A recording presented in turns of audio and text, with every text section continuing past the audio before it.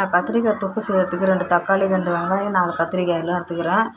இது எடுத்துகிட்டு இப்போ என்ன பண்ணுவோம், ஒரு 2 சொம்பு தண்ணி ஊற்றி 4 விசில் வைக்க போகிறோம். இப்போ வந்து இந்த அளவுக்கு தண்ணி ஊற்றிக்கிறேன். மஞ்சத்தூள் போட்டுக்கிறேன், பெருங்காயம் போட்டுக்கலாம், சிறுபருப்பு போட்டுக்கிறேன் ஒரு கையளவு. இப்போ எல்லாத்தையும் வேக வச்சதெல்லாம் கடைஞ்சிட்டேன். இப்போ கடைஞ்சிட்டு தாளிச்சிட்டு காமிக்கிறேன். நான் 1 ஸ்பூன் மிளகாத்தூள் போட்டுக்கிறேன், குழம்பு மிளகாத்தூள் தான். அளவு உப்பு போட்டுக்கிறேன். இப்போ தாளிச்சிக்கலாம். தாளிக்கிறதுக்கு எண்ணெய் ஊற்றிக்கிறேன். 1 ஸ்பூன் கடுகு போட்டுக்கிறேன்.